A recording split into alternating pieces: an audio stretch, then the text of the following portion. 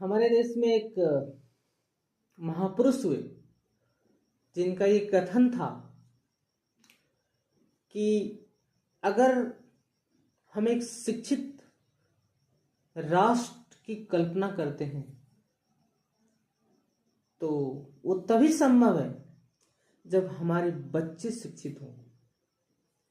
कहने का तात्पर्य तो ये हुआ कि जब तक हमारे जड़ मजबूत नहीं होंगे हमारा देश कैसे मजबूत हो सकता है।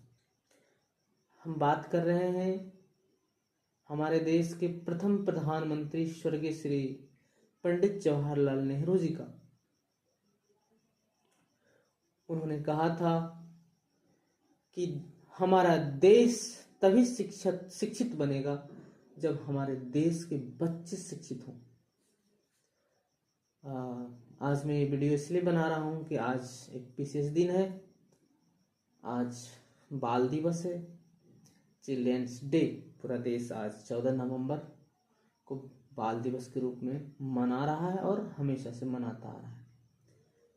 आज ही के दिन हमारे प्रथम प्रधानमंत्री जी का, पंडित जवाहरलाल नेहरू जी का जन्म हुआ था और हम उसी उपलक्ष्य में आज के दिन बाल दिवस मनाते हैं। मैं चाहूँगा ये वीडियो छोटा हो, परंतु देखते हैं कितना बड़ा या छोटा हो पाता है। आज के समाज में अगर हम शिक्षा को देखें तो कुछ कहने की जरूरत नहीं है, क्योंकि शिक्षा का महत्व हर समय हर क्षण होता है। और अगर हमारे पास शिक्षा है या जितनी भी शिक्षा है या कितना शिक्षा है, ये दिखता है हमारे बोली से, चाल ढाल, काम से, हमारे दिनचर्या में दिखता है। शिक्षा कितना जरूरी है इसको एक छोटा सा उदाहरण से हम समझना चाहेंगे। एक बार की बात है, एक तो हमारे चाचा थे, वो कमाने के लिए कोलकाता जा रहे थे। तो रास्ते में किसी बस स्टॉप पर वो बस अड्डे पर खड़ा थे और एक व्यक्ति से उन्होंने पूछा कि भाई, ये कोलकाता जाने वाली बस कितने नंबर की आएगी और किधर से जाएगी। तो उस व्यक्ति ने पहले गाली दिया और गाली देने के बाद फिर उसने बोला कि तुम्हें दिखाई नहीं देता 40 नंबर बस लिखा हुआ है, जो आएगी 40 नंबर की बस वो कोलकाता जाएगी और इस रास्ते से जाएगी। देखो वहां पे रास्ता दिखाया हुआ है। तो उसमें से एक चाचा बोलते हैं कि भाई, अगर मैया और बाबूजी के बात माना होता, अपनी भाषा में बोला उन्होंने, तो आज ये गाली नहीं सुननी पड़ती। तो वो एक और चाचा बोलते, हाँ भाई, बात तो सही गाली तो जब मम्मी पापा पढ़ने बोलते थे तो वो लोग भाग जाते थे, नहीं पढ़ते थे। तो शिक्षा का महत्व हम इस कदर समझ सकते हैं। अगर हम शिक्षित नहीं हैं, हम पढ़े लिखे नहीं हैं, हमारे पास शिक्षा की कमी है, तो हमारे घर, परिवार, समाज, जो अपना परिवार भी है ना, वो भी हमें अनपढ़ गवार बोलता है। और एक शिक्षित व्यक्ति का, शिक्षित पुरुष का, महिला का, व्यक्ति का भाषा शैली अलग होता है। सोचने की क्षमता, कार्य शैली, कार्य करने की क्षमता में अंतर होता है एक अनपढ़ और गवार के मुकाबले।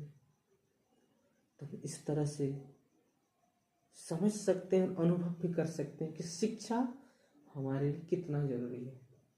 बहरहाल आज 14 नवंबर बाल दिवस है, तो हमें लगा ये वीडियो हमें बनाना चाहिए, बच्चों के लिए एक संदेश। क्योंकि जिन बच्चों के साथ हमने बहुत समय गुजारा, जिन्हें अपने हाथों से तैयार किया, जिस तरह मिट्टी से घड़ा तैयार होता है। बस अंतर इतना है, उस मिट्टी को आंच नहीं दे पाया, उससे पहले छोड़ आया। मन व्याकुल हो रहा था दिन भर से, रात्रि का समय होने वाला है, 7:30 से ज़्यादा टाइम हो गया है। दिन भर से मन व्याकुल था कि आज तो बाल दिवस है। और ज़्यादा मन व्याकुल होने का कारण क्या था कि बच्चों ने याद किया।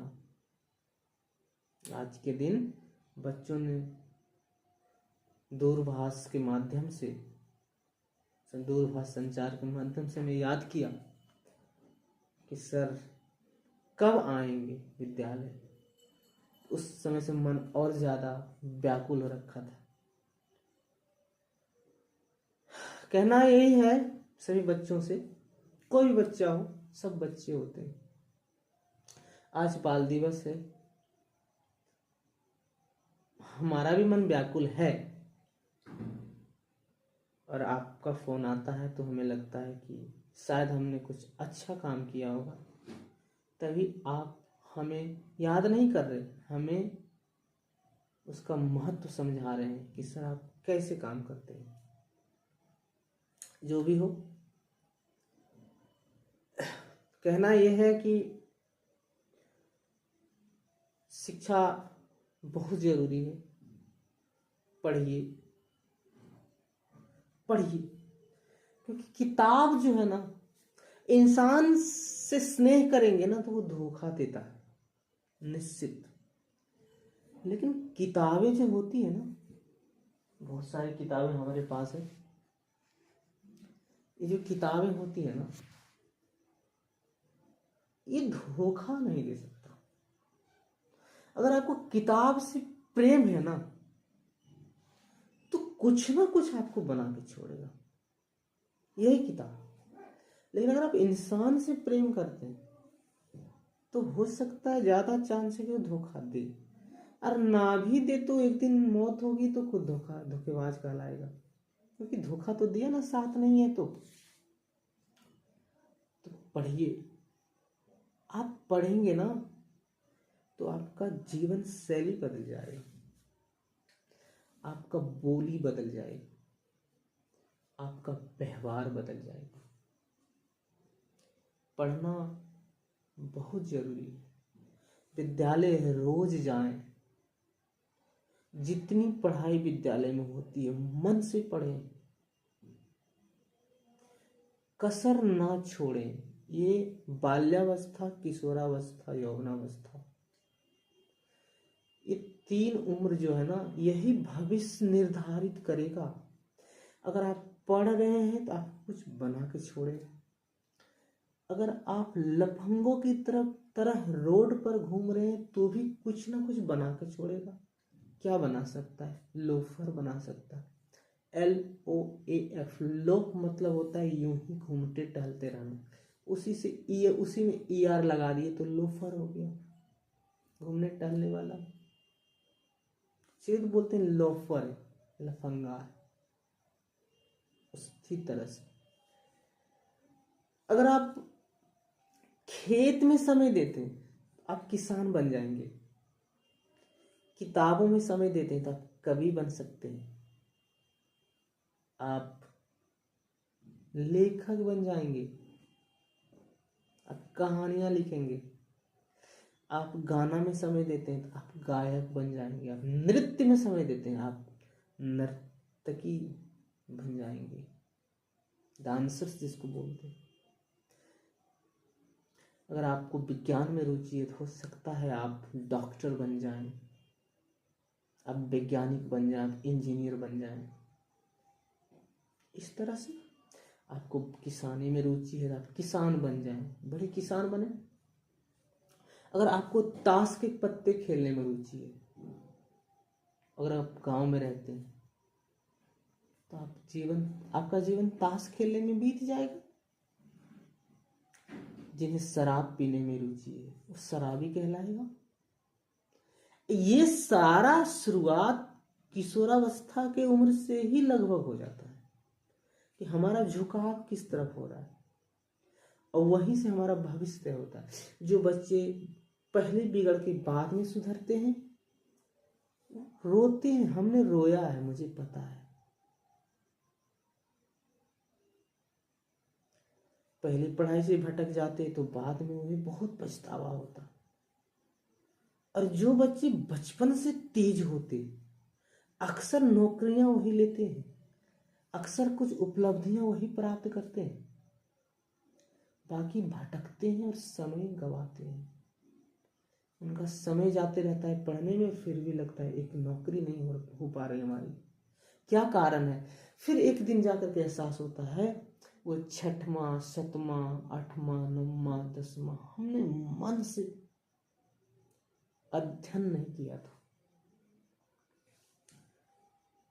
जब कच्चा मिट्टी आता है ना, उसी तरह हमारा बचपन होता है। जब माता पिता क लिखना सिखाते हैं ना, तो समझिए उस मिट्टी से पत्थर चुन के निकाल रहे हैं। फिर जब वो रोज पढ़ने के लिए बैठाते हैं हमको, तो मिट्टी को सान रहे हैं। जब वो हमको स्कूल तैयार करके भेज रहे हैं, तो वो मिट्टी घड़ा बनाने के लिए बिल्कुल तैयार है। इस तरह से जब वो मिट्टी उठा करके कुम्हार के चाक पर रखा जाता है,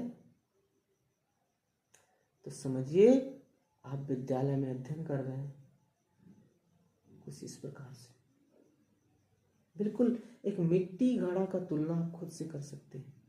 उसके बाद जब उस मिट्टी को, उस चाक को कुम्हार घुमाता है और एक आकार देता है बर्तन का, तो विद्यालय में शिक्षक और घर में माता पिता आपको एक आकार दे रहे हैं, आपको क्या बनना है। इसी प्रकार कुछ बच्चे विद्यालय नहीं आते, माता पिता का कहना नहीं मानते, या माता पिता का उन पर कंट्रोल नहीं रह जाता, क्योंकि माता पिता उतने शिक्षित नहीं होते, गरीबी होती है, उनका समय कमाने में जाता है। ऐसे भी केस होते हैं। तो वहां पे बच्चे सही दिशा नहीं पकड़ पाते, वो दिशाहीन हो जाते हैं और दिन भर खेलते कूदते रहते हैं। फिर 10 दोस्त मिलते हैं, नशा करने लगते हैं, गुटखा शिखर पान ताश पत्ती, इसमें समय मिलता है। मैं पुराने स्कूल में था, तो एक दिन मैं विद्यालय से अपना निवास लौट रहा था, तो रास्ते में जिसमें गाड़ी पे बैठा हुआ था, उस गाड़ी का चालक मुझे कहता है कि सर, मैं दिन भर यहाँ पर खड़ा रहता हूँ कि कौन शहर को जाएगा, और शहर में भी खड़ा रहता हूँ कौन गांव को आएगा। मेरी माँ मुझे पढ़ने के लिए बहुत डांटती थी,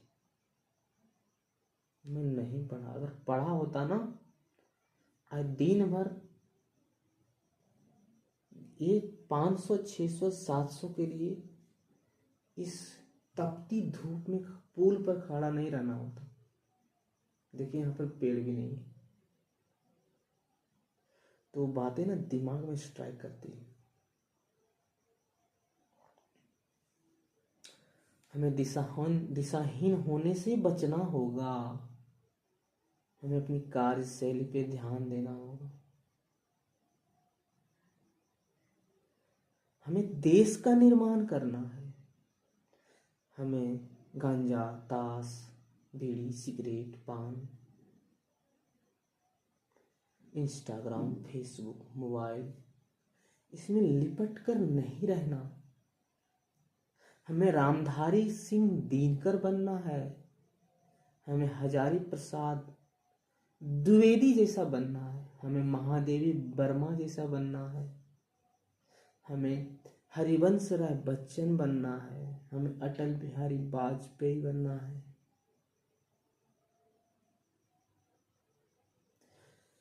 बहरहाल इसमें माता पिता का एक बहुत बड़ा रोल होता है। लेकिन जिस परिवेश में मैं रहता था और जहाँ मेरा स्कूल था, वहाँ गरीबी बहुत ज़्यादा थी। कई बच्चे विद्यालय नहीं आते, कई बच्चों को पता ही नहीं कि पढ़ाई से क्या होना है।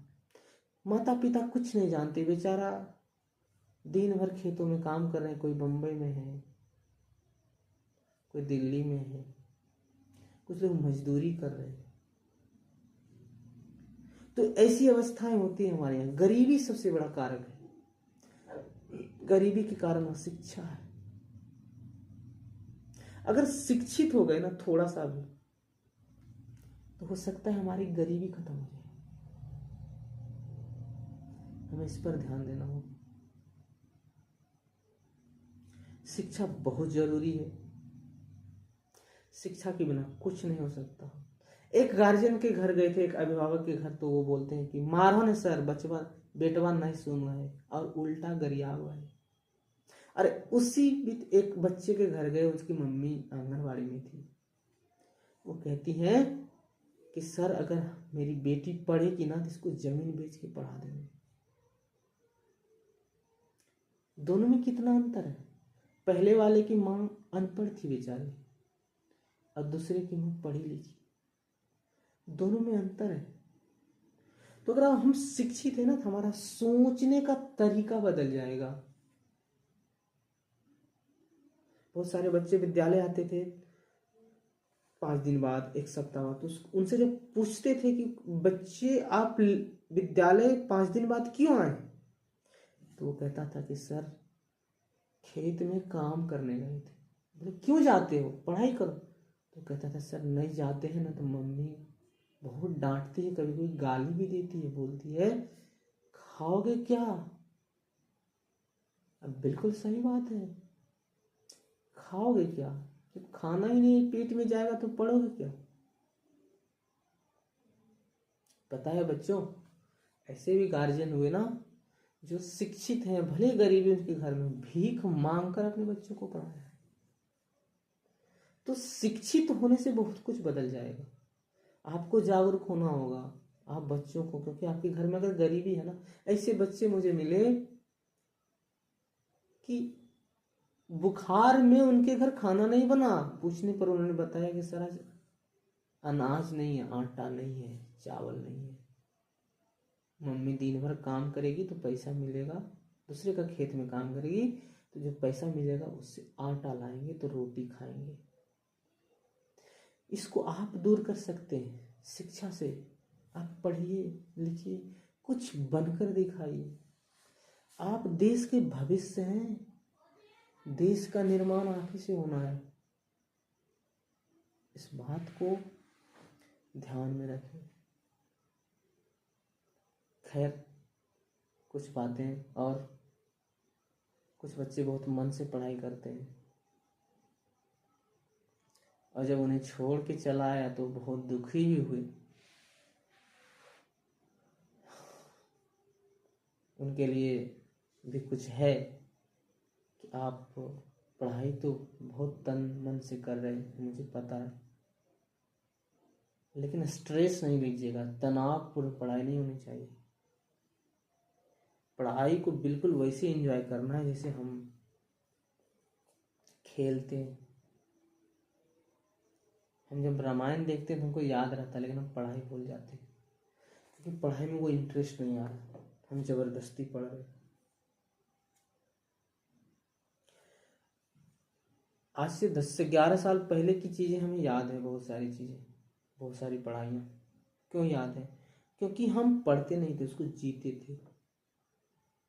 इस तरह पढ़ना है कि दिमाग में फिगर बनाना है कि हाँ भाई आज हम नाइट्रोजन चक्र की चर्चा कर रहे हैं, नाइट्रोजन स्थिरीकरण होता है, तो हमें ये सोचना है कि मम्मी और पापा या कोई भी घर वाले बोलते थे कि अगर तुम्हारे शरीर में ताकत नहीं है, प्रोटीन की कमी है, तुम दाल खाओ। तो हमें सोचना है कि दाल पौधा, प्रोटीन पौधा में, ये दाल में कैसे आ गया। अगर हम मन में ऐसे सवाल लाएंगे ना तो पढ़ाई रोचक बनेगा। फिर हम ढूंढेंगे कि दाल में प्रोटीन आया कहाँ से। फिर पता चलेगा इसमें नाइट्रोजन का रोल है, इसमें जीवाणु का रोल है, राइजोबियम नाम जीवाणु का रोल है, फिर हम उसके बारे में जानकारी, तो हमारे अंदर और उत्सुकता बढ़ेगी। तो हमें इस तरह से पढ़ना है, हमें इस तरह से पढ़ना है कि आसमान नीला क्यों दिखाई दे रहा है, ये पीला हमेशा क्यों नहीं दिखाई देता, ये हरा हमेशा क्यों नहीं दिखाई देता। तो हम यहाँ पे परावर्तन, अपवर्तन, प्रकीर्णन के बारे में जान पाएंगे। तो इस तरह से पढ़ाई को रोचक बनाना है। प्रतिदिन की हमारी एक दिनचर्या होनी चाहिए, हमें क्या पढ़ना है, कैसे पढ़ना है। रोज सुबह उठिए, फ्रेश होने के बाद 10 मिनट, जैसे आप देख रहे होंगे पीछे भगवान जी हैं, ध्यान से देखिए, इसी प्रकार से सुबह उठ करके 10 मिनट आंखें बंद करके भगवान के सामने बैठिए और ध्यान कीजिए, या अकेले भी बैठ सकते हैं, मंदिर हो तो और अच्छी बात है। मन को शांत कीजिए और सुबह उठकर एक रूटीन बनाइए। रूटीन करने का मतलब ये नहीं लिखना है कि 5 से 7 ये, 7 से 8 ये नहीं, आज क्या क्या पढ़ना है। विज्ञान में ये पढ़ना है, गणित में ये पढ़ना है, हिंदी में ये पढ़ना है, संस्कृत में ये पढ़ना है, इंग्लिश में ये पढ़ना है।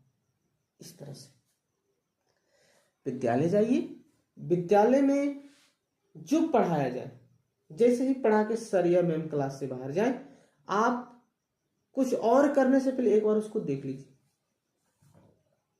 ठीक है। फिर जब घर आते हैं तो उसी को पहले पढ़ना है जो विद्यालय में पढ़ाया गया है, नया नहीं करना है। अभी होमवर्क भी नहीं बनाना है। जितना अगर प्रश्न हल कराए गए तो फिर से घर पर बैठ के रफ कॉपी रखिए, और जितना चीज विद्यालय में लिखाया गया, पढ़ाया गया, हिसाब बनवाया गया, सबको उसको उतारिए, उसी को रिवाइज कीजिए। उसके बाद आप गृह कार्य कर सकते हैं, होमवर्क बना सकते हैं, फिर खेलिए, सोइए, आपकी इच्छा। और रात को खाना खाने से पहले, जब आप खाना, भूख लगे, आप खाना खाने के लिए जाएं, तो मन में विचार कीजिए कि आज का मैंने काम किया या नहीं। अगर नहीं किया है तो खाना नहीं खाएंगे। अर्थात क्या हुआ कि पहले उस काम को निपटाएंगे तब खाएंगे। इसका तात्पर्य तो ये निकला। इस प्रकार से इतना कीजिएगा, कुछ तो पढ़िएगा, आपका जीवन अच्छा हो जाएगा। आप पढ़िए, पढ़ाई आपके जीवन को बदलेगा। आप खेलिए, सच्चा खेल खेलिए, आप गाइए, भविष्य बनाने के लिए गाइए। आज के समाज में ये इंटरनेट, डेटा, मोबाइल बहुत सस्ते आ गए हैं, इसके कई दुष्परिणाम हैं। विज्ञान तरक्की तो कर रहा, इसके सकारात्मक और नकारात्मक दोनों पहलू हैं, लेकिन आज के अगर परिवेश को देखें तो नकारात्मक पहलू सबसे ज्यादा भारी है, खास करके युवा अवस्था में। हमें लगता है हम रील्स बनाएंगे, हम वीडियोस बनाएंगे, हम ब्लॉग्स बनाएंगे, हम पैसे कमाएंगे, हम रील बना करके डांस करेंगे, गंदे गंदे भोजपुरी गाने चल रहे हैं। छोटे छोटे बच्चों के मन में एक बैठा दिया गया कि पैसा कमाना है। अगर हम ऐसे ही करते रहेंगे तो दिनकर कौन बनेगा, हजारी प्रसाद द्विवेदी कौन बनेगा, महादेवी वर्मा कौन बनेगा, हरिवंश राय बच्चन कौन बनेगा। हमें इस प्रकार से सोचना होगा। जवाहरलाल नेहरू कौन बनेगा, एपीजे अब्दुल कलाम कौन बनेगा। हमें इस प्रकार से विचार करना होगा। क्या हम सिर्फ पैसा कमाने के लिए आए हैं? पैसा तो रंगबाज जिससे भी कमाया जा सकता है। 2 नंबर का काम, गलत काम करके भी पैसा कमाया जा सकता है। इस तरह से क्या हमारे भविष्य का, सही भविष्य का निर्माण होगा? नहीं हो सकता। क्या रील्स पर डांस केवल कर लेने से हम डांसर्स बन जाएंगे? हमें कथकली के बारे में जानना होगा, हमें कुचिपुड़ी के बारे में जानना होगा, हमें भरतनाट्यम के बारे में जानना होगा। हम किस दिशा में जा रहे हैं? हमें विचार करना होगा। हम बॉलीवुड और भोजपुरी गाने पे नाच के क्या पा रहे हैं, क्या मिल रहा हमें? जापान, अमेरिका, कोरिया, चाइना जैसे देशों में बच्चे खेल रहे हैं, हॉकी खेल रहे, फुटबॉल खेल रहे, वॉलीबॉल खेल रहे, टेबल टेनिस खेल रहे हैं, उन्हें क्रियाकलाप कराया जा रहा। हम क्या कर रहे हैं? छोटे छोटे बच्चे रील्स बना रहे, नाच रहे। और यहाँ तक भी देखा गया है, अब छोटे छोटे बच्चे ये काम खुद से नहीं कर सकते, कहीं न कहीं अभिभावक भी इसमें शामिल हैं। हमें समझना होगा कि उनकी अवस्था क्या है, उन्हें किस दिशा में लेकर के जाना है। ये काम अभिभावक कर सकते हैं, उनकी सबसे ज्यादा दायित्व है, उन्हीं की जिम्मेवारियां हैं सबसे ज्यादा। किशोर अवस्था का उम्र में बच्चे को किस दिशा में ले जाना। अगर एक बच्चा 12वीं कहते हैं 6-7 में पढ़ रहा है, 8 में पढ़ रहा है, और उसको मैं रील्स बनाने में लगा दिए, तो हमारे यहाँ कवि कैसे पैदा होगा? हमारे यहाँ लेखक कैसे पैदा होगा? हमारे यहाँ इंजीनियर्स कैसे पैदा होंगे? हमारे यहाँ कृषि वैज्ञानिक कैसे पैदा होंगे? हमारे यहाँ किसान कैसे पैदा होगा? हमें इस पर विचार करना होगा। और ये तभी आ सकता है जब हम शिक्षित हैं। हम जब शिक्षित हैं तो सही सोचेंगे। खाली मैट्रिक इंटर कर लेने से लोग शिक्षित नहीं हो जाता, विचार शिक्षित होने चाहिए। हमारा बच्चा उत्थान तभी करेगा ना। मेरी एक मौसी है, वो दिल्ली में रहती। एक दिन मेरी मम्मी बोली, घर परिवार जमीन छोड़ के चले गए हो, कौन देखेगा इसको? तो वो मौसी कहती हैं कि दीदी, मुझे अपने बच्चों का भविष्य बनाना है, ऐसा खेत पथार बहुत आएगा। अगर वो कुछ अच्छा कर गया ना, अगर उसे डॉक्टर बना दिया, इंजीनियर बना दिया, वैज्ञानिक बना दिया, खिलाड़ी बना दिया, तो ऐसे ऐसे खेत कितनों आएंगे। तो हमें इस हिसाब से सोचना होगा, हमें विचार करना होगा, हम अपने बच्चों को किस दिशा में लेकर के जाएं। आजकल मोबाइल के युग में बच्चे गलत गलत संगत में पड़ रहे हैं। ये सबसे महत्वपूर्ण विषय जिन पर खुल के चर्चा करनी होगी। खराब संगत में जा रहे हैं, हमें उन विषयों पर ध्यान देना होगा। और इसका सबसे बड़ा कारण कि मोबाइल फोन और सस्ता इंटरनेट है। अगर हमारे बच्चे पढ़ेंगे नहीं तो अच्छे मोबाइल कहां से बनाएंगे? हमें यह भी तो सोचना होगा। अच्छी गाड़ियां कहां से बनेंगी? अच्छे पावर वाले चश्मे कहां से बनेंगे? इसको भी तो किसी ने बनाया है ना।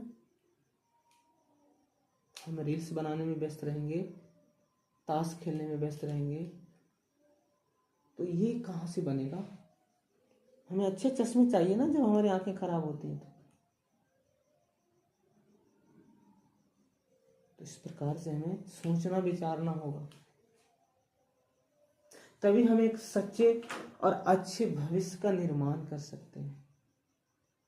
इनमें दो लोगों की दायित्व है, एक माता पिता और एक शिक्षक, दोनों की जिम्मेवारियां इसमें।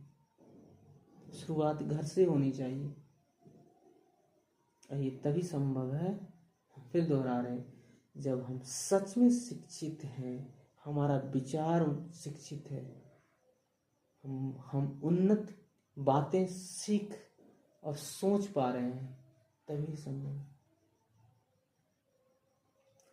एक बार फिर से आप सबों को बाल दिवस की ढेरों शुभकामनाएं।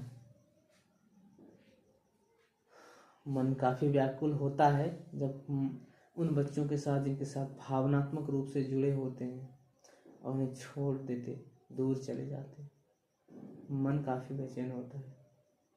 उसके पीछे कई मजबूरियां होती है, घर परिवार आप लोग मन से पढ़ाई कीजिए और अपना अपना स्तंभ खुद बनिए, अपना जीवन सही दिशा में ले जाने का कोशिश कीजिए। ये रील्स, मोबाइल नहीं, फेसबुक, इंस्टाग्राम, भोजपुरी गाने, इन सब चीज़ों से दूरी बनाया जाए। मोबाइल का इस्तेमाल उतना ही जितना जरूरी है जैसे अभी मैं कर रहा हूँ। मौत निश्चित है, समय कम है, काम बहुत है। अगर व्यर्थ का समय बर्बाद करेंगे तो ये समय लौट कर नहीं आएगा, क्योंकि मौत निश्चित है ना। निश्चित जीवन में क्या है? मौत, और कुछ नहीं। समय कम है, जितना जल्दी कुछ पालें। साथ सिर्फ कर्म जाएगा, और सबसे बड़ा पाप है गरीब मरना। और अंत में एक बात, अपने चरित्र को संभाल लीजिए। शरीर एक ही है, एक ही बार मिला है, फिर पता नहीं कब मिलेगा। शरीर गंदा ना हो। फिर से बाल दिवस की ढेरों शुभकामनाएं। आप लोग मस्त रहिए, आनंद में रहिए, पढ़ाई कीजिए, खूब पढ़ाई कीजिए। इस वीडियो को मैं यहीं समाप्त करता हूँ।